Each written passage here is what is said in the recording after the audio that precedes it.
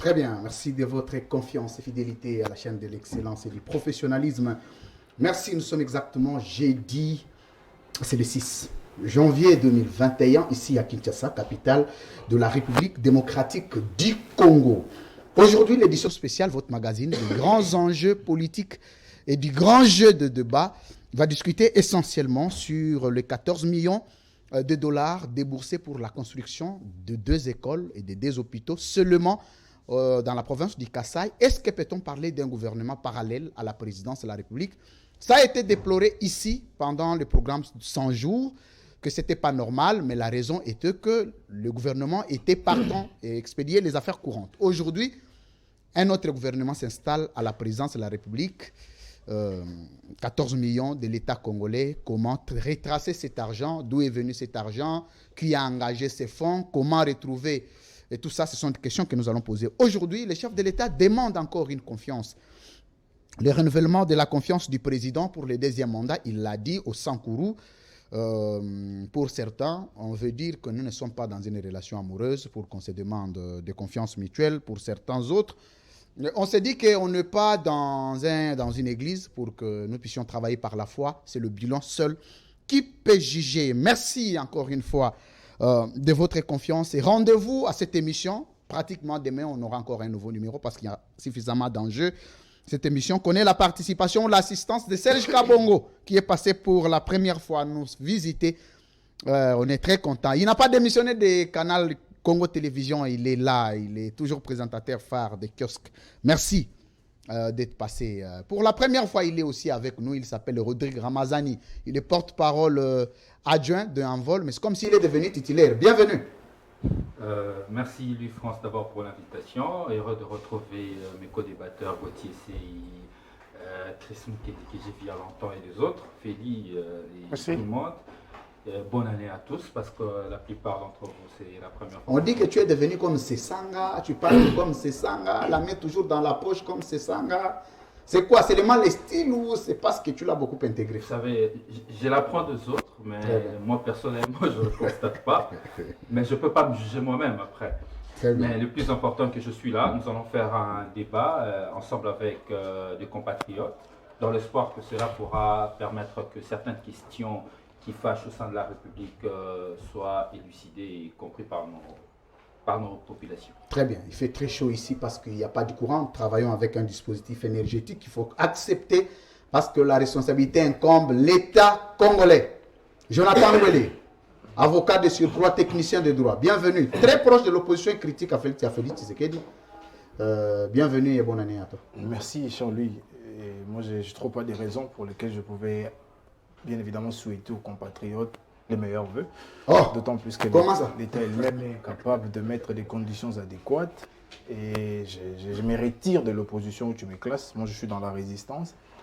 Tu es dans la résistance. Oui, parce que donc tu es proche de l'Union des nationalistes révolutionnaires. Voilà, nous estimons que seule la révolution peut libérer les Congos. Et je vous remercie pour l'invitation, tout en réitérant également mes salutations à Rodrigue et en transmettant le mien à tous mes co-débatteurs. Et je pense qu'au travers de nos analyses et réflexions, nous allons aider la République à évoluer, d'autant plus que 2 ans et demi presque, la République est dans le gouffre de l'engrenage de la médiocrité. Engrenage de la médiocrité. Tous les jours, tu as des nouveaux concepts. Qui est soutenu par un groupe des hommes sérieux, tels que les Chris Moukedi, qui décide d'accompagner ces gens-là qui pillent le pays à ciel ouvert. Merci beaucoup. On va les présenter, vous anticiper. Il s'appelle Gauthier Sey.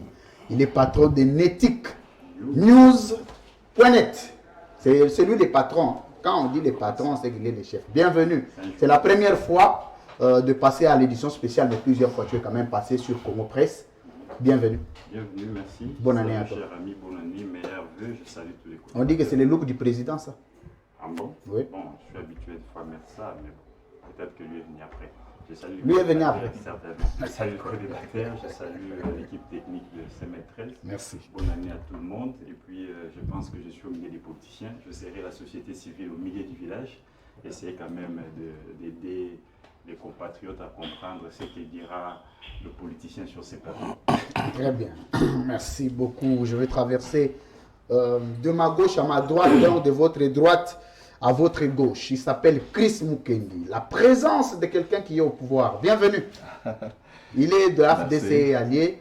j'ai réclamé plusieurs fois que ça ne te convient pas de rester communicateur.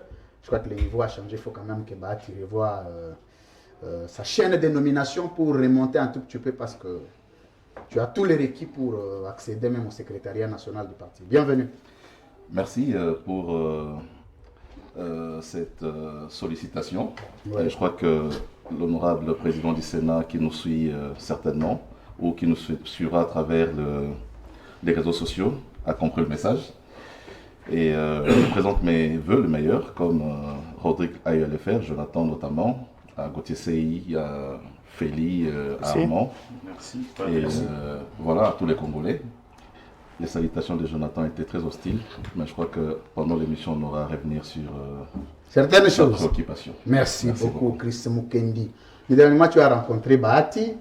Je vis de photos. C'est comme si le lien de coopération politique avance très bien. Est-ce que tu n'es pas allé gêner certaines personnalités au sein du FDC? Non, je ne pense pas. Je crois que tout le monde dans un parti politique joue sa partition. Donc, on n'a pas les mêmes ambitions, on n'a pas le même profil. Donc, chacun joue sa partition. Et cette rencontre est entrée dans les cadres normaux de fonctionnement de notre regroupement politique. Très bien, merci. Dans la mesure où je suis communicateur de ces grands regroupements politiques. Merci beaucoup. On te réclame beaucoup dans Anticotac. On va réfléchir pour voir comment il va venir parce qu'il y a eu des zones qui sont restées. Alors, il s'appelle Félix Kayembe Walumbala. Il est au milieu. Il est communicateur de l'IDPS, signant pour la démocratie et les progrès sociaux, parti au pouvoir. Bienvenue, Félix Kayembe. Merci beaucoup, cher Louis-France. C'est pour moi une occasion de saluer... Vous avez ajouté quand même 6 ou 7 kilos, j'ai comme impression. Parce que... Oui, il faut dire que ces derniers temps ici, je mange beaucoup de foufous. Il faut avoir les moyens pour manger les foufous. La politique sociale que le président de la République est en train d'imprimer dans notre pays. Politique sociale? Oui, avec la baisse des prix des maïs. Aujourd'hui, un sac de maïs ça a de l'impact sur ta santé. Les Saint-Charles, autres. Bukangalonzo, Kanyamaka, c'est un Kwadi. Et donc, on ne peut que manger beaucoup de foufous comme Serge Kabongo, qui a grossi aussi. Je salue tous les amis qui sont avec nous autour de cette table. On dit que Serge Kabongo prend beaucoup les riz, ce n'est pas les foufous. Non, lui, c'est les foufous. Je salue tous les amis qui sont avec nous autour de cette table. Merci. Je salue tous les auditeurs, les téléspectateurs. La radio est en voie d'être installée. Voilà. Je crois d'ici le mois prochain, vous aurez CML 13 radio. FM, voilà. Ouais. Merci beaucoup pour cette invitation. Le mois prochain, c'est sûr. Félix Kayembe, cadre de l'IDPS, et aussi bien coordonnateur de la dynamique des intellectuels acquis au changement. Nous sommes là pour répondre à cette invitation et je crois que nous serons à la hauteur. C'est pour moi une occasion de dire merci à vous-même et vous souhaiter bonne année parce que c'est la première fois que nous nous sommes rencontrés. Très bien. Je pense que cette année 2022 sera une année doit être une année de grandes réalisations au niveau national. Dit toujours que si tu veux appeler les communicateurs de l'IDPS, si tu appelles deux Félix Kayembe ne peut pas manquer parce que on sent que c'est toute la communication du parti tourne autour de toi. C'est la même impression que vous avez comme lui aussi. J'ai toujours été reconnaissant envers le CG Augustin Kabouya, que j'appelle le général. Le général? Oui, qui a combien d'étoiles? Parce qu'à l'INC, c'est 5 étoiles. Chez vous, je crois que ça va être 14 étoiles. En fait, il a toujours porté son devenir sur notre modeste personne. Merci. Par rapport à ce que nous sommes en train de faire comme travail au quotidien. Merci. Merci vraiment, je vous en prie. Merci Félix Kayembe. Il s'appelle Armand Moukoulou. Bienvenue Armand. Il est de la CCI, Convention des Congolais. On a vu Mende sous l'arbre avec comment il s'appelle Les notables du Sankou. Tous les notables, Charles Kotolo, Lakombe, tout le monde sous l'arbre en train d'attendre. Tu sais que est-ce que ce n'est pas une honte pour la province qui a quand même été au pouvoir 18 ans avec Kabila? Ça, c'est une question que je peux peut-être introduire à la fin de l'émission. Mais le constat que je fais moi aussi est que tu es trop négligé à votre parti, Armand. Vous savez, le débauchage dépend aussi du traitement qu'on te réserve au parti. Ces partis ne te traitent pas comme il faut parce que il ne faut pas attendre que vous alliez à l'opposition pour bien te traiter. Bon, Louis-France Kouziki-Ça, je te dirais que l'avenir nous réserve beaucoup de surprises. Je suis un politicien de taille. Très bien. Je fais d'abord ma carrière politique, bien que je suis au sein de la CC. Non, vous servez un millionnaire. Il faut que les millionnaires vous retournent la santé. Je fais ma carrière politique, bien que je suis au sein de la CC, je le répète. Mais je suis un responsable. Je suis un élite. Très bien. De ce pays.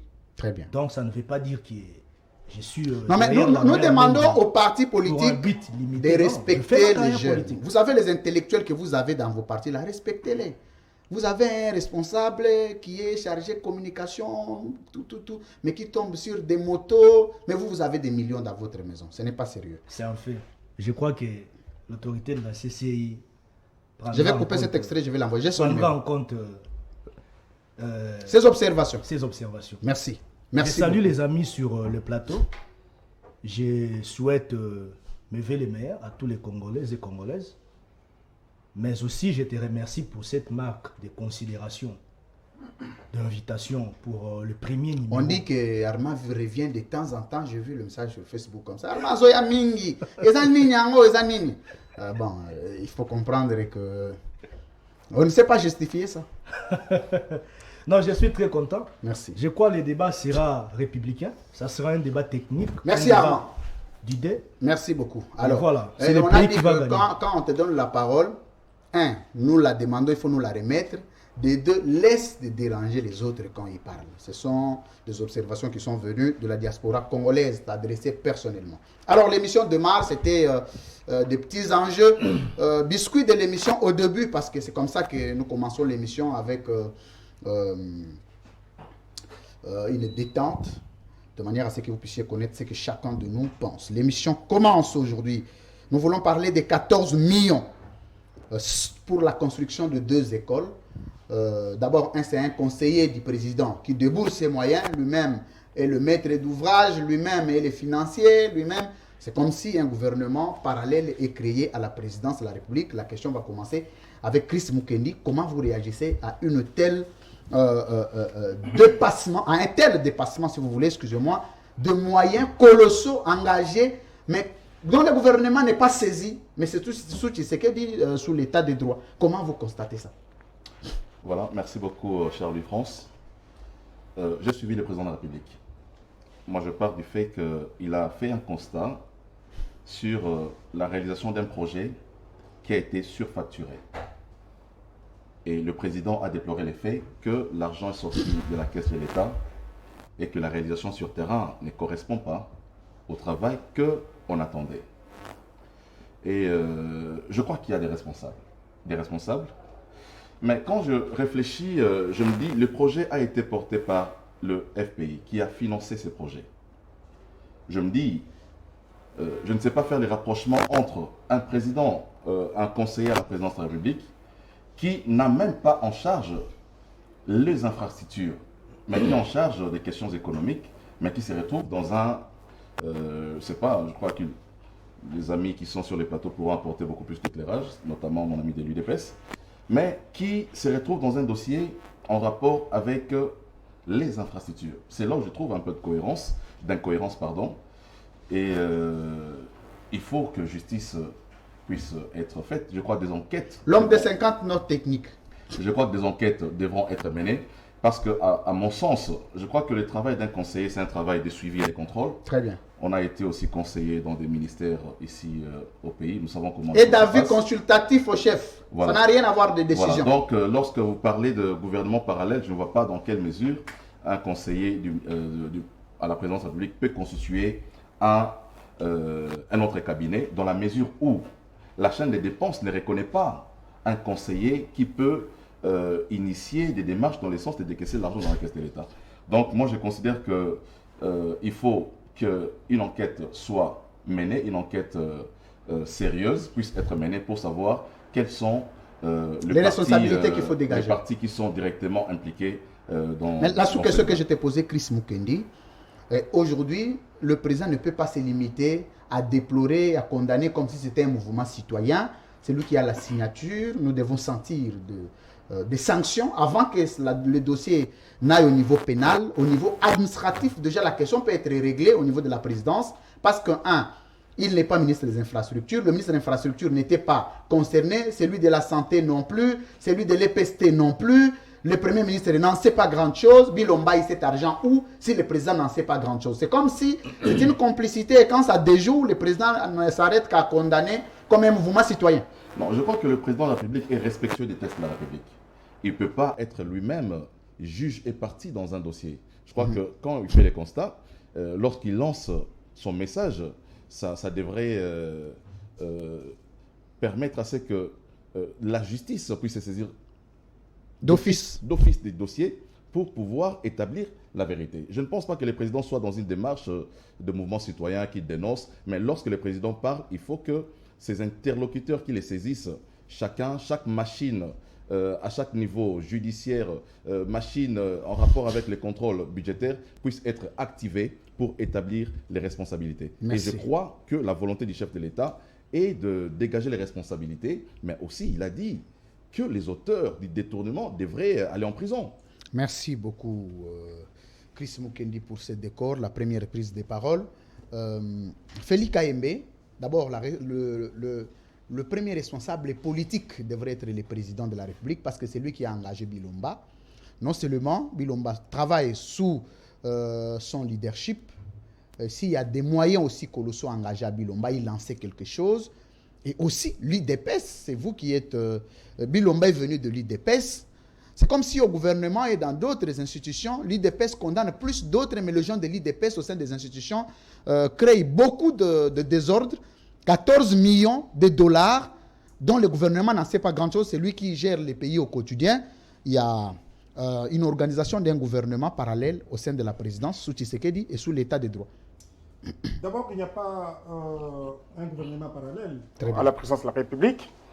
Les présidents de la République travaillent avec le gouvernement qui est dirigé par Sama Lokonde, ça il faut le dire. Deuxièmement, le président de la République ne doit pas être responsable par rapport à ce qui s'est passé. Parce que chaque personne joue sa partition dans ses attributions qui leur sont reconnues par la Constitution de la République et aussi par l'organisation du travail. Et donc, par rapport à cette question, je pense que il ne faut pas d'abord que nous puissions directement doiter M. Bilomba comme si il a détourné de l'argent. Jusque-là, pour ceux qui ont fait les droits, savent bien qu'il jouit encore de la présomption d'innocence. C'est Moïse Kassanji qui est monté sur ses chevaux pour dénoncer cela. Et nous croyons certainement que les députés qui ont un rôle pondérant, celui des contrôles, doivent jouer leur rôle pour que nous puissions en savoir plus. Ici, il n'est pas question de parler d'un monsieur de l'IDPS, mais plutôt nous parlons de la République. Lorsque l'on a la responsabilité ou les charges d'État, il faut dire que la personne ne fait plus partie de son parti politique, mais plutôt cette dernière est au service de la nation. Ça, c'est de 1. De 2, nous devons comprendre comment est-ce qu'il y a la fonctionnalité, bien entendu, d'affectation d'argent lorsqu'il s'agit des travaux. Nous sommes dans les infrastructures. Ici, il faut dire que c'est le FPI qui est l'entreprise qui a financé les travaux. Mais la personne qui perçoit de l'argent pour donner acquis des droits ou les entreprises de construction, ce n'est pas M. Bilomba. M. Bilomba n'aimait pas aussi l'ordonnateur, ni le président de la République, comme vous l'aviez souligné. Il faut que nous puissions d'abord poser la question aux entreprises qui sont en charge des travaux qui sont demandés à effectuer en Bujumaï, et aussi bien que nous puissions évaluer cela. Parce qu'il y a des travaux de qualité et des travaux de passe-temps comme nous l'avions connu sous Joseph Kabila. Une seule question, Félix Kayembe. Je te complète. Parce que vous avez parlé, j'ai dit ici que la responsabilité de Bilomba ne devrait seulement pas être pénale, mais aussi administrative et politique. Pourquoi? Parce que quelle qualité a-t-il d'engager les fonds de l'État venus des entreprises, des institutions de maximisation des recettes qu'on donne à Bilomba? Et Bilomba, en quelle qualité est-il allé, tout en restant conseiller du président de la République, aller construire au nom du gouvernement de la République? Vous ne sentez pas que c'est flagrant? D'abord, je tiens à dire que Bilomba n'est pas parti construire chez Louis France parce que Bilomba n'est pas un ingénieur, n'est pas un maçon pour aller construire. Vous posez la question par rapport à la responsabilité politique. Très bien. Je tiens à dire que la République n'agit pas de pas les rimeurs. Très bien. Il faut d'abord que l'on puisse avoir des pièces justificatives montrant noir sur blanc que la personne aurait détourné. Très bien. Et donc, à ce niveau-là, nous devons encore accorder... La question que nous posons, c'est la qualité. Ce n'est pas vraiment au niveau du détournement, c'est ce que je dis, mais c'est au niveau de la qualité qui lui donne le pouvoir d'engager les fonds. je venais de le dire ici, chez Louis-France, que M. Bilomba, je ne suis pas son porte-parole, n'a pas engagé les fonds. Très bien. C'est lui qui est la personne qui fait les suivis par rapport aux travaux qui s'effectuent de l'autre côté. Quel rôle a-t-il joué dans ce scénario? En fait, son problème à lui, oui, c'est de voir est-ce l'argent qui a été décaissé a été dépensé pour de bonnes raisons. En tant qu'équipe. Il est le conseiller financier. Du chef de l'État. Du chef de l'État. Est-ce l'argent qui a non été... du gouvernement. Et non du gouvernement. Est-ce l'argent qui a été dépensé a été affecté pour des bonnes causes? Pour ce à quoi ça a été dépensé? Ce n'est pas le rôle de l'UGF, ça. Je réponds à la question. Ni du ministère des Finances. Lorsque M. Bilomba est conseiller financier à la présidence de la République, il a aussi dans ses attributions, bien entendu, de faire les suivis financiers de tous ceux qui sont dans les trésors publics lorsqu'il s'agit de construction, des infrastructures et Merci beaucoup, Félix. Et je chute en disant allez-y, que M. Bilomba... Il ne faut pas trop chuter, vous risquerez de vous casser les côtes. Merci. M. Bilomba n'est pas celui qui a touché l'argent pour donner à qui des droits afin que l'on puisse travailler, mais plutôt il fait le suivi. Mais je ne les dédonne pas. J'ai suivi dans les réseaux sociaux comment est-ce qu'il s'est justifié, mais cela n'est pas aussi une parole de l'évangile, parce que Etienne Tshisekedi, de son vivant, il militait pour que la justice soit équitable. Que vous soyez de l'IDPS, que vous ne soyez pas de l'IDPS, lorsque vous traversez la ligne rouge, je pense que le droit c'est le seuil d'intolérance. Jusqu'à ce niveau, je pense qu'il joue encore de la présomption d'innocence, que ceux qui ont le rôle de jouer pour les contrôles, voir si réellement il y a eu détournement ou pas, aller chercher les pièces justificatives, passer à l'évaluation de ces travaux, pour nous rendre service. Je reviendrai à vous. Merci beaucoup vous en prie, pour ce décor. C'est cohérent. À moins que ça soit aussi une vérité. Alors, Armand Monkoulou, encore une fois, bienvenue. Le rôle qu'a joué un conseiller du président de la République en matière de finances qui n'a pour rôle que, d'abord, de donner au président les conseils sur ce qui est de finances et aussi dans l'ordonnance qui le nomme ou dans le job description de la présidence pour M. Bilomba, ce n'est pas d'aller construire des écoles, des hôpitaux, c'est de l'apanage du gouvernement de la République sous la vision du président. Vous ne voyez pas que sous Tshisekedi, c'est plus que sous Kabila, où la présidence pratiquement elle-même peut jouer le rôle du gouvernement, de cours et tribunaux, du parlement, du peuple, voilà, et même de l'IDPS. Bon, cher Louis-France, nous devons d'abord commencer par contextualiser la problématique. Très bien. Parce que si nous nous focalisons sur ces parallélismes et des comparaisons que tu venais à peine là d'établir, peut-être que nous allons commettre beaucoup d'erreurs. Très bien. Moi, je crois, nous avons une justice dans ces pays qui devra en réalité se saisir du dossier. Parce que lorsqu'il y a déjà la clameur publique et qu'il y a déjà des dénonciations qui se font, d'une part, et d'autre part, il y a même des individus cités dans des dossiers tels que celui-là, je crois la justice ne devrait pas attendre qu'il y ait une plainte. Là, vous dénoncez ou vous faites des propositions? Non, non, parce qu'en principe, je suis en train de placer les décors. Je plante d'abord les décors. Très bien. Je voudrais que la justice se saisisse de l'affaire, qu'il y ait une instruction judiciaire. Ça, c'est votre souhait? Oui, c'est mon souhait. Parce que, en réalité, moi, ça m'a un tout petit peu dérangé. Lorsque je compare la réalisation de quelques 6 salles de classe par l'initiative de l'honorable Jama Kaboun, c'est un exemple. C'était avec 350 000 $ américains, avec des bâtiments. On a parlé d'une école moderne. Une école moderne avec équipement complet. Quelqu'un est allé là-bas et là, les WC ne chassent pas, tout. Non, bon, là peut-être ce sont des... Oui, mais je voulais te compléter. Effectivement. Alors, si on compare des écoles les écoles qui ont été réalisées avec plus ou moins 350 000 $ américains et des écoles, une école avec un bâtiment moderne, avec les montants cités ici, plus de 6 millions de $ américains. Donc, ça ne tient pas vraiment. Mais en fait, on devrait maintenant savoir, est-ce que ces fonds-là ont été réellement décaissés pour ces écoles-là? Ces fonds-là ont été à la hauteur de 6 millions ou pas? C'est ça aussi la problématique, c'est-à-dire la question qu'il faudrait se poser. Mais dans tout ça, moi je crois qu'il y a une justice qui fonctionne.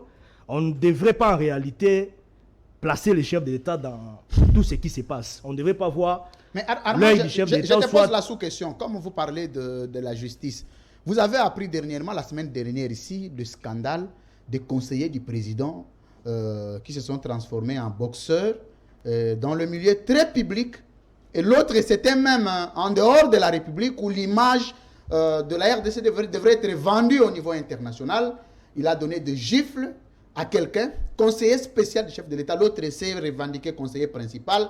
Vous sentez des actes d'immoralité politique de cette envergure-là, mais la justice ne se prononce pas. Est-ce que vous, au pouvoir, deviez vous limiter au niveau de faire des suggestions, de condamner ou déposer les actes? Bon, Louis-France, là, ce sont des choses à dénoncer à notre niveau. Non, le pouvoir ne dénonce pas. Non, non. Le pouvoir a droit de dénoncer. Nous sommes d'abord des citoyens. Le pouvoir doit agir. Le pouvoir agit à travers des institutions habilitant en la matière. Nous sommes des individus, nous sommes des politiques, nous sommes des acteurs politiques sur la scène politique du pays. Très bien. Lorsqu'on remarque qu'il y a des histoires qui ne marchent pas bien dans un secteur donné, on a aussi ces devoirs-là, cette obligation-là de dénoncer. Ce n'est pas un problème, ce n'est pas un péché. Merci. Mais alors, au niveau où nous sommes, concluez. Moi, je voudrais que la justice se saisisse de l'affaire. Parce qu'on ne doit pas rester intact dans une dimensionnalité de penser qu'on doit se limiter à des dénonciations. Les faits sont là. C'est maintenant la justice d'entrer dans Mais est-ce que le président n'a la pas démonstration un pouvoir judiciaire? Attendez, Armand. Il ne faut pas seulement vous confier à la justice comme si le seul mécanisme de sanction pour de tels cas n'est que la justice. La justice, oui, mais le président, sur le plan administratif, peut prendre une ordonnance de révoquer les immoraux au niveau de la présidence. Est-ce que si le président est impuissant, peut-on compter sur une justice? Bon, Louis-France, oui? Nous avons les inputs et les outputs d'une démarche administrative. Il faut dire ça. Nous avons une démarche qu'on appelle une démarche des entrées et une autre démarche des sorties. Très bien. Alors, dans ces cadres-là, dans ces contextes-là, il y a une direction des cabinets qui existe. Il y a un directeur des cabinets à sa tête. Le directeur des cabinets donne des orientations et des lignes de conduite. Je peux reposer par rapport pour terminer. Je à des secteurs bien identifiés dans un cabinet. Le président a vu. Félix a dit comme Christ que le président a condamné. Donc le président a toutes les informations sur le dossier. Je voudrais chiter. Oui, mais il ne faut pas trop chiter, tu vas te casser les côtes. Je vais te donner la parole. C'est-à-dire que le président est au courant de l'ensemble des scénarios qui se sont passés par ses agents. Est-ce que pour prendre l'ordonnance, il faut quelle procédure? Parce qu'au niveau de la justice, on va nous dire non, la justice doit se saisir ou il faut la saisir, il faut ceci, il faut... Mais pour le président, une simple ordonnance pourra d'abord alléger la tâche parce qu'avant que Bilondana aille en justice, il faut les suspendre, il faut les sanctionner. Si vous voulez, même Vidé Chimanga et l'autre qui s'appelle Maître Eboma, tous délits d'épaisse.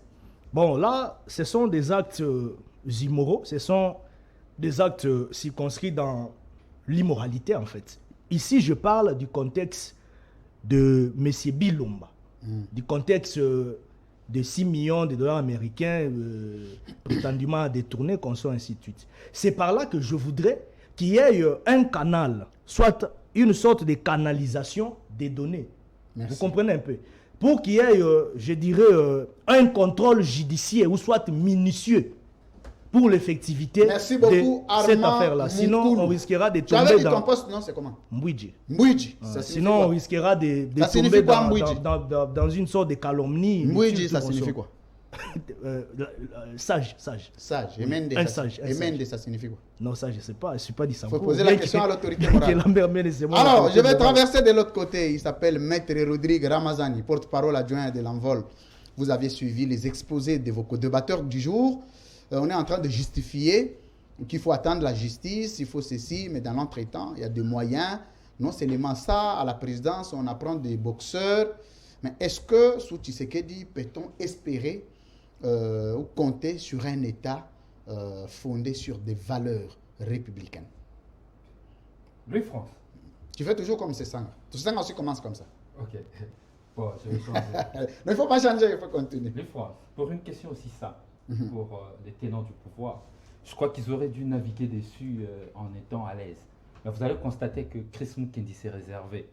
Mon ami Félix a balbutié. À un moment donné, il disait, il défendait Bilomba et puis il dit, tiens, je ne le défends pas. Après, il dit qu'il a une présomption de l'innocence. Ils ont eu du mal à nager dedans. Mon ami Armand a pratiquement eu la gorge sèche. La gorge C'était sèche. compliqué. C'est-à-dire quoi? Je comprends la difficulté. Vous savez pourquoi je comprends la difficulté? Parce que les bases sont mal posées en termes de gouvernance. Là, lorsqu'on parle d'un état de droit, c'est d'abord le respect de texte. Très bien. Le président de la République n'a pas pour vocation d'initier de politique publique, conformément à la Constitution. Pourquoi la Constitution l'a voulu? C'est pour laisser la marge de manœuvre à l'Assemblée nationale De contrôler le gouvernement. contrôler l'action gouvernementale. Très bien. Dès lorsqu'un projet est présidentiel, à l'occurrence, nous sommes dans le cas de projet 100 jours et le projet Chilangelo, cela échappe au contrôle du Parlement. Parce que le Parlement ne peut pas contrôler les actions Le président de la du président de la République. République. Vous vous souviendrez même du tollé qu'il y a eu lorsqu'un député a osé lever la voix contre le président de la République à l'Assemblée nationale. Très bien. Et c'est la difficulté qu'il y a aujourd'hui autour de ce dossier. Nous avons comme l'impression, moi personnellement, comme si Félix Tshisekedi est le parrain de tous les détournements qui se passent. Parrain de tous les détournements. Oui. Parce que nous partons par En le partant de texte. quels indicateurs? En partant par le premier indicateur est le fait d'initier une politique publique. Très bien. C'est comme si le pouvoir de l'IDPS, sous Félix Tshisekedi, j'aime toujours ajouter à la fin le fils d'Étienne Tshisekedi, ne tire pas des leçons de ses propres erreurs. Il y a eu le dossier 100 jours, où plus de 400 millions de dollars ont disparu. Et ils ont cherché à justifier que 50 quelques millions de dollars. Très bien. Le reste, on ne sait même pas où se trouve le maison préfabriquée aujourd'hui. Le saut de mouton qui devait être érigé, je crois, si je ne me trompe pas, vers l'IPEN, on n'en connaît pas la suite. Il y a les écoles qui devaient être construites ça et là, on n'en connaît pas la suite. Comme si cela ne suffisait pas. Comme si cela ne suffisait pas, chers compatriotes qui nous suivez, Félix Tshisekedi initie encore un deuxième projet, Chilangelo, qui va encore échapper au contrôle de l'Assemblée nationale. Mais ici, nos amis, qu'est-ce qu'ils disent? Non, le chef de l'État n'est pas responsable de tout ça. Non, il est seulement responsable lorsqu'il va en pompe pour lancer les débuts de travaux, pour dire que c'est un projet présidentiel, mais dans l'exécution, dans la conduite du politique publique, nos amis ont du mal à reconnaître la responsabilité du chef de l'État dans la conduite de ces choses. Ce qui est inadmissible et incompréhensible. Vous savez, lorsque vous regardez tout ce détournement qui se passe au niveau de la présidence, nous ne pouvons que conclure à une chose. Laquelle? À la délinquance financière. Comme l'a dit Delis Sesanga sous Eh bien, Bosso. il n'y a pas d'autre qualificatif. C'est pour ça qu'on cherche sa tête. C'est une délinquance. Mais mon œil, dans ce pays, on ne détourne que des millions. Et il y a un conseiller du chef de l'État qui se met devant pour justifier le fait que le chef de l'État est venu à Mbujimaï essuyer les carreaux de l'échec. Très bien. Le chef de l'État constate comme nous, citoyens, que le programme ne marche pas. Donc par là, moi je peux encore y ajouter, il y a un problème de méthodologie du travail. Très bien. Le cabinet de chef de l'État regorge à peu près 1018 membres avec une affaire de 400 et quelques conseillers. Encore qu'eux-mêmes en interne, ils ne maîtrisent pas exactement. J'ai suivi un sur Top Congo qui tâtonnait entre 350 et 400. Mais bon, ma foi, une fois de plus, on démontre qu'il y a du désordre dans le cabinet du chef de l'État. Là, le chef de l'État a du mal à gérer son propre cabinet de travail. Le chef de l'État a du mal à gérer son propre cabinet du travail. Comment arrivera-t-il à rassurer les Congolais? Parce que je reviens maintenant à votre question après avoir répliqué de manière globale. Parce que nos amis, en réalité, ont balbutié, ils n'ont rien donné en termes d'indicateurs où il y avait des fautes. Et moi, je pointais des fautes qui nous amènent à ces détournements. Très bien. Concluez. Allons-y vers votre question. Est-ce qu'on peut avoir espoir? Non. De plus en plus, après 3 ans de gouvernance, je suis convaincu que Félix Tshisekedi n'est pas l'homme de la situation. N'est pas l'homme de la situation. Félix Tshisekedi n'est pas l'homme de la situation. situation. Est-ce que peut-on dire que l'envol de Sesanga et vous l'aviez déjà vu avant, comme ça que vous aviez quitté l'Union sacrée parce qu'à fond, vous aviez trouvé que rien d'espoir pour le peuple congolais sous Tshisekedi? Exactement. Parce que nous sommes allés à l'Union sacrée pour consacrer la rupture avec le système passé. Très bien. Avec le système de la Kabylie. Nous y sommes y allés. Mais malheureusement, lorsque nous sommes arrivés, rien de tel n'a été fait. Pas de contrôle parlementaire, les débats parlementaires sont étouffés, les initiatives de réforme sont étouffées, et jusqu'à aujourd'hui, je viens même d'apprendre par un article de Top Congo que jusqu'à ce jour, la CENI n'a toujours pas le moyen financier pour enclencher le processus électoral. Très bien. Il y a une crainte qui pointe à l'horizon. C'était une parenthèse que je ferme rapidement. Allez-y. C'est un article qui a été publié. Donc, aujourd'hui, pour moi, Félix Tshisekedi n'est pas l'homme de la situation. Le peuple congolais ne sait même pas donner un peu d'espoir. Est-ce qu'il s'agit d'un gouvernement parallèle à la présidence? Je le confirme qu'il s'agit d'un gouvernement parallèle. Il n'y a pas d'autre mot. Parce que les ministres n'en savent rien. Les ministres, aujourd'hui, le ministre de l'Infrastructure ne peut pas être interpellé au Parlement, à l'Assemblée nationale pour donner des explications sur l'échec des différents projets initiés par le président de la République. Mais ces projets sont conduits au niveau de la présidence de la République. Merci, Rodrigue Ramazani. Du président de la République. Merci. En leur place dans le dossier des responsabilités, nos amis veulent se dédouaner, c'est de l'irresponsabilité. Il n'y a pas d'autre terminologie. Mais c'est comme si la médiocrité au sein des institutions, c'est plus l'UDPS que d'autres partis politiques. Vous avez l'impression? En termes de plusieurs gouvernances qu'on a vues dans ce pays, il n'y a pas plus médiocre que ce. Non, l'UDPS au sein de l'Union sacrée. Parce qu'on a vu le PPRD au sein de la majorité présidentielle, c'était les partis qui avaient des intellectuels, des gens qui travaillaient le plus, des éminents. C'est comme si avec l'UDPS, c'est un peu le contraire, où les gens qui viennent de l'UDPS sont ceux qui sèment le plus la terreur, la désolation. Vous avez la même impression? Non, mais c'est même pas l'impression, c'est une réalité. Très bien. Cette réalité pousse aujourd'hui l'UDPS à débaucher à la Mouka, à débaucher en l'envol, à débaucher au FCC. L'envol est aussi débauché. J'ai suivi une déclaration de quelques courageux. De papier, mais finalement, l'UDPS est à la recherche de la crème. On dit que Delis Sanga réclame à Félix Tshisekedi le respect des textes, lui-même ne respecte pas les statuts, il fait du parti son bien privé, il en fait ce qu'il veut, il amène les gens où il veut.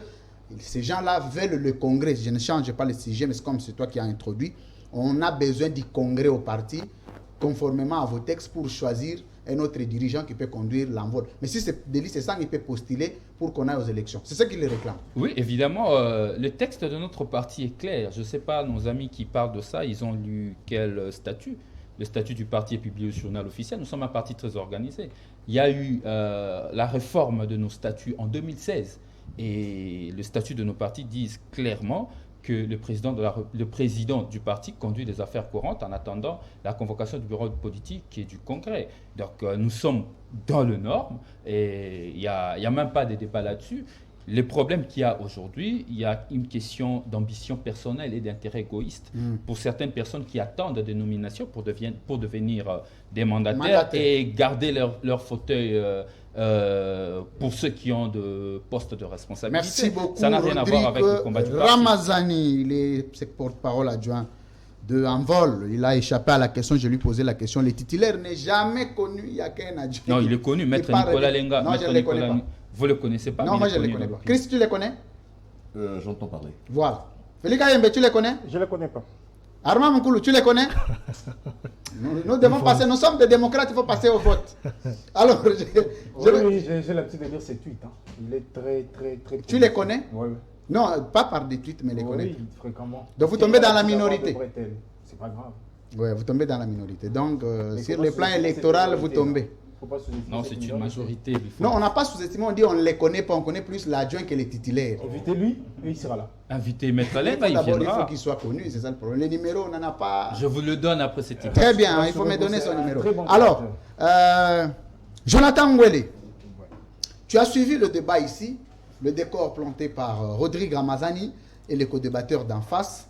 On dit que Bilomba, jusque-là, il n'y a pas encore un jugement définitif, les condamnant comme un détourneur des fonds publics. Il jouit de la présomption d'innocence, mais ici, il condamne au même moment l'attitude. C'est comme si on souffle les chauds et les froids au même moment. Ton analyse? Bien, merci sur lui. Déjà, j'aimerais ici faire une dénonciation, parce que j'ai noté que les camps au pouvoir ignorent cette information-là. Depuis le 28 décembre, Madame la Présidente de la Tanzanie, en communion avec son peuple, il a fait un discours en Swahili qui disait exactement ceci. Nous avons appris que le Congo est un grand marché où tout le monde entre comme il veut et il en ressort comme il veut. Nous allons nous aussi aller là-bas. Ça, c'est la Tanzanie. La présidente. Oui, ça, c'est maintenant la Tanzanie qui va entrer ici. Et il ne faudrait pas perdre de vue qu'en Afrique, la Tanzanie occupe la 3e place des armées les plus puissantes. La 3e place. Et puis la Tanzanie est le 2e pays qui fabrique les armes en Afrique. Voilà. Et le rare qui ont la licence de vendre les armes. J'attendais voir M. Lutundula, ne serait-ce que convoquer ou inviter l'ambassadeur tanzanien au Congo. C'est qui, M. Lutundula? C'est lui qui gère les affaires étrangères. Oh, mais il est encore là, il est toujours là. Voilà. Parce que cette déclaration-là, nous pouvons la considérer comme une menace à la sécurité intérieure de notre pays. Parce que si un pays veut négocier, dans l'importation, dans l'exportation, il envoie ses émissaires. Ce n'est pas en traitant la RDC d'un grand marché. Nous vendons quoi? Premier élément. Deuxième élément, Chris dit être communicateur de l'AFDC. C'est qui votre cordon? Qui coordonne la... Donc pour être communicateur, il faut être dans une coordination. Je l'ai dit. Chris, ça, mais c'est sérieux. Ben, je peux répondre à la question. Je vais te poser. Vous aurez votre minute. Hein? Ben, il s'appelle Bellarmin Biango. Voilà. Coordonnateur de la CNDC. Voilà. Il s'appelle Bellarmin Biango. Vous imaginez que Chris est géré par Bellarmin. Moi, j'ai des limites là. Non, mais tu avais besoin du coordonnateur, on te l'a donné. J'ai simplement donné les noms. Très bien. Félix Kayembe qui traite M. Kabouya de général pour qui les lieutenants tombent sur moto. Je n'avais pas honte, vous. Un général qui lui-même roule carrosse, mais ces lieutenants tombent sur moto. Et puis les gardes eux-mêmes ne mangent pas pendant 3 jours. C'est honteux, c'est honteux de vous entendre dire ça. Voilà, j'entre maintenant dans les débats. Très bien. Premièrement, j'aimerais rassurer à Félix, lorsqu'on parle d'un projet, il y a 4 personnes, il y a 4 phases. On parle du maître de l'ouvrage, celui qui conspire l'ouvrage. Vous devez construire ça pour moi. Deuxièmement, nous avons les financiers qui donnent l'argent. Troisièmement, nous avons la durée et le timing. Et puis nous avons l'entreprise qui exécute. Ici, sur ces plateaux, je demande qu'on me donne l'ordonnance portant modalité d'organisation, d'attribution des compétences des conseillers à la présidence. Nous allons quitter ces plateaux. Donc il n'y en a pas. Nous allons quitter ces plateaux. Chaque conseiller s'organise lui-même à aller voir le président. Aujourd'hui, j'ai fait quoi? Ou peut-être, il calque ce qui était fait par M. Kabila. Voilà pourquoi les conseillers financiers peuvent entrer dans les ITPR, les attributions de Moukeba, qu'on appelle gouverneur abusivement au Kassai. Nous acceptons. On l'appelle gouverneur. Dans l'entité, il est conseiller spécial. Vous n'avez pas appris lorsque les candidats gouverneurs. Lorsque les citoyens, à ma connaissance, il n'a pas encore déposé une candidature. Déjà. Voilà, s'il l'a déposé, il faudrait que la CENI le retire. Et puis, il doit démissionner à la présidence. Non, ce sont des étapes claires et simples. Hein. Pour être candidat, la CENI doit reconnaître que réellement vous êtes candidat. Et puis, il doit quitter d'abord la présidence, s'occuper, laisser la mise en disponibilité. Mais nous ne sommes pas venus faire le débat ici de Moukeba, je crois. Non, moi je plante les décors pour vous très prouver que votre... Restez dans la matière, dans la question qu'on t'a posée, c'est très important. Tu auras ton temps, Félix Kayembe. Tu sais que tu es habitué de ces jeux, non? Tu sais bien les nager, donc il faut pas anticiper. Depuis que les conseillers sont là, ils ont tenu à peine 3 réunions. Pour 3 ans. Oh, donc les conseillers, 3 réunions. 3 réunions pour 3 ans. Qui organise ces réunions? Comment fonctionnent ces cabinets-là? Qui convoque les réunions? Il y a une réunion qui a été convoquée par celui qui a un déplacement du pays maintenant là, M. Caméré, et les 2 autres, j'ignore. On m'a parlé des 3 avec certitude. Vous imaginez comment ces gens-là travaillent? Nous avons des CP, nous avons des collègues. Ils travaillent en télétravail. Moi, je parle d'abord d'attribution des compétences. Parce que maintenant là, nous prenons un cas simple. Rodrigue qui est là, et bon, je crois que c'est le seul juriste. S'il faut arrêter M. Bilomba, il sera jugé où? Sa fonction est assimilée à quel grade? C'est à la cour des comptes. Voilà, parce que pour les DIRCAB, on les considère comme un VPM. Les DIRCAB du chef est considéré comme un VPM. Mais les conseillers spéciaux, ce sont des ministres. On rend des ministres. Voilà. Ouais. Conseillers spéciaux. Ouais. Et ceux qui sont dans les collèges? Les collèges, bon, il faut les considérer comme des lieutenants, des caporals. Oui, France, vous comprenez qu'il y a un problème. Deuxième élément. Attendez, dans chaque collège, il y a combien de conseillers? Là, je ne sais pas. On parle de qui? On parle de Bilomba. Ils sont 450. On parle du conseiller Bilomba, s'il faut l'appeler comme ça. Ouais. L'homme des 50 notes techniques. Qui est dans quoi? Dans un projet financé par les FPI. Le FPI revient pour une deuxième fois à la charge de M. Bilomba. Vous vous rappelez de ce voyage effectué en dehors du pays financé par les FPI. Je ne sais pas si Chris se rappelle de ça. Donc, apparemment, Bilomba est très proche au FPI. Pourquoi? C'est là la question. Est-ce qu'il a l'attribution spécifique que le président lui a donnée de contrôler le FPI? En fait, nous allons tous comprendre qu'il y a effectivement un problème. Et deuxièmement, je me pose la question, lorsqu'il y a un conseiller qui s'occupe des infrastructures, c'est clair et net, pourquoi ne pas les responsabiliser dans le suivi et prendre celui du finance? Est-ce parce que celui-là est débordé? Est-ce parce qu'il est kimilard peut-être? Ou c'est parce qu'il n'a plus la confiance du chef? Déjà, la nomenclature même de fonction pose problème. il est conseiller aux infrastructures, mais les travaux publics lui échappent. Deuxièmement, on nous parle d'une politique managériale là. Oui, mais lesquelles? Il vous a été dit ici que d'après notre constitution, que vous n'avez pas voté Félix Kayembe. Oh, attendez. D'après votre constitution qui n'ont pas voté. Mais vous savez qu'aujourd'hui, il y a une partie du pays qui n'a pas voté le président, mais il est le président de tout le monde. Voilà. Les circonstances de la vie peuvent faire que vous n'aviez pas voté un président. Voilà pourquoi il faut déjà dire que ce président-là n'a pas réuni la majorité des Congolais. Non, est-ce qu'il faut dire que le président n'est pas digne de parler de la constitution de notre pays? Sa famille politique a demandé appelé au boycott. Ça veut dire que pour eux, cette constitution, ils ne la connaissent pas. Mais vous allez gérer avec ça? Quelque chose que vous ne connaissez pas déjà en amont. Et cette chose-là, qu'on appelle constitution, t'interdit, toi, d'initier le programme. C'est un gouvernement. Tu le fais pour un gouvernement, donc le refus là de la constitution continue jusqu'aujourd'hui, jusqu'à pendant la gestion. Je vais vous donner un autre cas. On vous dit clairement que pour nommer les mandateurs, il faudrait que les ministres sectoriels opinent à la SONAS, à la SSPT à son temps. On a nommé quel est ce ministre qui avait agi. C'est déjà là les questions qu'il faut relever. Le président prend toujours langue avec le ministre sectoriel sur base d'une note technique, d'observation, d'orientation, sur base de ça que le président peut statuer. Généralement, ça se passe comme ça. Pour Lucien Ekofo, je vous cite les noms. Madame la ministre n'avait jamais octroyé sa notification parce que pour elle, elle estime... C'est géré au niveau de la présidence. Voilà, c'est là le problème. Je n'ai pas fini. Je reviendrai à toi. Tu as suffisamment... Il y a encore à dire. Bon, 30 secondes. Rapidement. Voilà. Ce n'est pas une première fois. Ils l'ont fait avec 100 jours. Nous l'avons concédé. Ils l'ont fait avec Tilé Gelou. Nous avons concédé. Et voilà, maintenant, là, ils commencent à les détacher. Parce qu'en appelant un programme, nous allons, nous, avoir un œil regardant. Voilà pourquoi ils les désolidarisent de programmes entiers pour nous donner à des conseillers. Mais c'est une forfaiture. Une forfaiture que nous ne devons pas soutenir, que nous ne devons pas encourager. Merci beaucoup, Jonathan Ngwele. Ouf! Très bien. Il s'appelle Gauthier Sey. Tu as dit que tu devrais départager les politiques. Exactement, il faut l'idée du village. Mais les gens à la maison se disent comment quelqu'un qui va départager les gens lui-même est déjà partagé.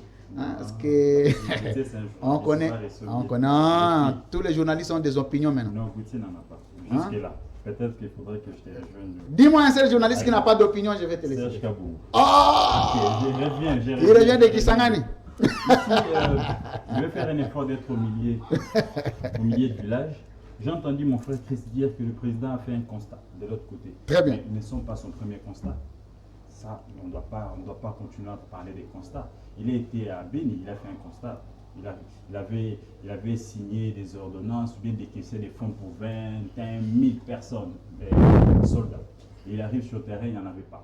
Et lui-même a fait ses constats jusqu'à ce jour. Il y a les lieutenants, les capitaines là et les deux sergents qui sont en prison. Mbala est toujours là, les chefs de la maison civile est là, qui l'ont donné ces éléments-là pour qu'ils décrètent l'état des sièges. Donc, quand déjà il dit qu'il y avait 21 000 hommes, on sous-entend qu'il a déboursé les fonds pour 21 000 hommes, il a les munitions pour 21 000 hommes, la tenue pour 21 000 hommes. Donc il y a eu des tournements. Il fallait qu'on frappe.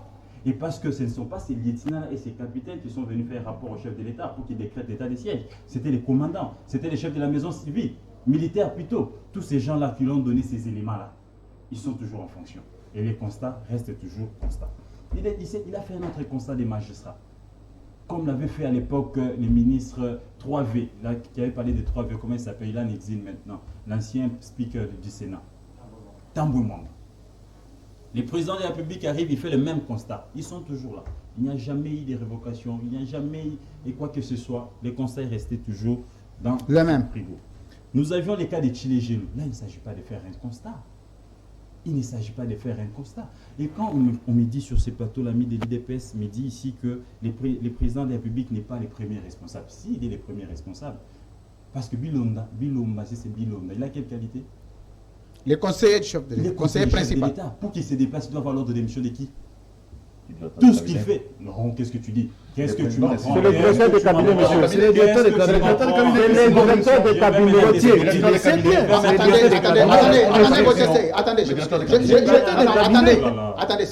Attendez, monsieur, s'il vous plaît. Je reprends d'abord la parole. La signature, l'ordre de mission de tout membre de la présidence de la République porte la signature du directeur des cabinets comme administrateur, mais avec aval. Attendez, je suis en train de continuer. Avec aval du président de la République, parce que le président doit être au courant de tous les déplacements, de tous les mouvements de son personnel, parce qu'il est d'abord chef à la présidence, mais l'organisation et l'administration de la présidence, c'est le directeur de cabinet. Donc il faut faire la différence entre les formalités et l'organisation proprement dite de la politique de la présidence de la République. Ça, c'est le chef de l'État. Vous avez la parole. Merci beaucoup d'avoir écouté. Donc, il y a les visas du chef de l'État, parce qu'il n'est pas conseiller du DIRCAB. Il est conseiller du chef de l'État. Il n'est pas conseiller du DIRCAB. Non, il n'est pas. Et le DIRCAB ne peut pas l'envoyer dans une mission sans l'autorisation du chef. C'est pas possible. Même chez toi, dans ta petite famille, quand on veut envoyer l'enfant en congé, madame t'informe quand même. Et il ne faut pas dire que l'enfant est parti sans que... Bien que c'est madame qui va déposer l'enfant, voilà, mais au moins papa Chris Mukendia donne quand même le visa. C'est ce qui se passe. Donc très bien. Ici, il ne faut pas ici dédouaner Bilumba. Bilumba, il est responsable de quelque chose. La preuve, c'est lui qui réagit. Quand les contrôleurs, les députés nationaux ont constaté qu'il y avait surfacturation, il a dénoncé cela. Qui est monté au créneau?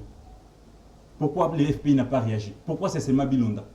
Pourquoi c'est seulement lui qui discute? Et maintenant, il est en guerre avec l'hiérarchie de son parti politique. Je l'ai vu tweeter pour dire que c'est ça le comble de responsabiliser les étudiants à la tête d'un parti. Ah. Il a répondu à toutes les questions. Attendez. Non, c'est matin. Attendez, c'est très important. Donc, Bilumba, avec tout ce qu'on lui reproche, il dit c'est malheureux de responsabiliser les étudiants à la tête du parti. Les étudiants là sont qui? Kabouya et Kabou. Exactement. Il a répondu au tweet. Donc il est en train de donner raison à ceux qui insultent Kabou et Kabou le matin, midi, soir. Voilà. Donc est-ce que l'IDPS est un parti? Quel est le problème de l'IDPS? Les problèmes de l'IDPS, c'est ce que nous sommes en train de vivre dans ces pays. C'est quoi? Les désordres qu'il y a dans l'IDPS, ils sont maintenant transposés dans la gestion du pays. La preuve est qu'on ne sait plus comprendre quelles sont les responsabilités. Comment expliquez-vous pour la construction des écoles, les ministres des tutelles n'est même pas informés. Les premiers ministres? Non, je parle d'abord du chef du secteur qui est le ministre de l'EPST. Qui devait normalement d'abord, en premier lieu, identifier les sites. En deuxième lieu, vous donner maintenant l'opportunité de construire une école dans tel ou tel autre secteur. Donner les autorisations. Voilà, parce que l'école doit être répertoriée. On nous trépasse même les ministres des tutelles, les chefs des secteurs. Et comprenez, on a un gouvernement pareil. Donc les étudiants ont raison. Les étudiants ont raison. Donc Bilumba aujourd'hui, il est à la fois ministre des infrastructures, à la fois ministre de l'EPST. À la fois. Voilà ce qu'il est en train de faire. Et de toi, dans ces pays, nous avions connu, je suis encore de l'autre côté, je veux aussi arriver, il ne faut pas dire que dans ces pays, nous avions connu un projet qu'on appelait PRIS, coordonné par la Banque mondiale. Construction de 1000 écoles avec 100 millions de dollars. C'est vrai, on connaît que les réalités ne sont pas les mêmes partout. Mais là, c'est bouge-maille quand même. Il y a les ciments. Et après, les matériaux, on peut les acheter même sur place. Soit ça peut venir de quelque part. Non, les transports ne peuvent pas coûter autant d'argent pour qu'on ait 14 millions pour 2 écoles seulement et des hôpitaux. Ça, c'est quand même exorbitant. Il y a à boire et à manger dedans. Et je me dis ici, est-ce qu'il ne faudra pas épouser ta thèse?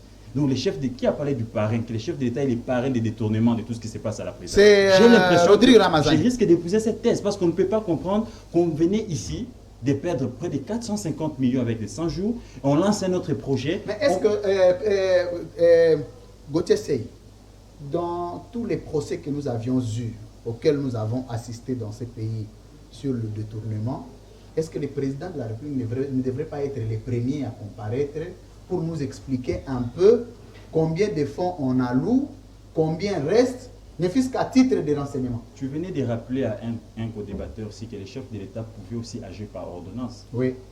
Relever quelqu'un de ses fonctions. Soit, est-ce qu'il y a déjà eu même une action disciplinaire?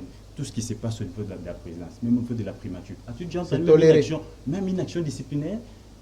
Même on a collé même une demande d'explication à quelqu'un. Tu as déjà entendu? Nous sommes dans un pays où tu détournes 450 millions et puis on te met en prison pour quelques mois. Tu as la liberté provisoire, tu dépenses 500 000 $ et puis tu prends un avion médicalisé, tu vas te faire soigner à l'extérieur. Concluez. Voilà, c'est les pays dans lesquels nous sommes, les pays de Félix Tshisekedi. Et ici aussi, dans tout ce qui se passe avec Bilumba, avec Sanjou, la responsabilité de l'opposition. Nous avions une opposition attentiste. Oh. Oui, elle pouvait alerter. Bien sûr. Ils sont attentistes. Ils attendent qu'on détourne pour venir maintenant monter. Des Katumbi aussi. Tout le monde. Personne n'est... Il est à l'opposition. Lui, même, il est à la fois dans l'opposition, à la fois... Parce qu'on ne sait pas ce que là... On invitera Serge Kabon. On ne sait pas comprendre où est-ce qu'il est. Mais ici, je parle de ceux qui se reconnaissent comme résistants, comme opposants. Mais où est-ce qu'ils étaient? On a détourné 450 millions. Voilà maintenant les projets Gilets jaunes. Donc ici, les vrais problèmes qu'il y a, apparemment, et l'opposition et la majorité sont en train de jouer les mêmes jeux. Merci. Personne n'est du côté du peuple. Ils sont en train d'endormir le peuple parce qu'on ne peut pas comprendre qu'on soit là seulement pour venir crier après qu'il y ait détournement. Or, ils peuvent jouer les rôles aussi de lanceurs d'alerte pour bloquer les pouvoirs à ne pas détourner. Merci beaucoup, Gauthier Sey, Netic News. Et j'ai oublié une question importante. Ici, on n'a pas de la Constitution. Pour dire que l'UDPS n'avait pas... Mais écoutez, quand la majorité de la population vote la Constitution, elle est applicable pour tous. Donc et là, puis elle emporte la minorité. Voilà, là, il n'y a pas de problème. Merci. Et les cas de Sonas, ici, j'informe à mon ami, peut-être qu'il n'a pas l'information, que Madame Louise, si je me trompe, Louise à l'époque, elle avait bel et bien notifié messieurs l'huissier. On ne peut pas ici gérer si tu n'as pas aussi la bénédiction de ta tutelle. Donc je pense que l'information avait été... Merci beaucoup, Gauthier Sey. Mesdames, Messieurs, vous suivez édition spéciale. Le premier sujet est terminé.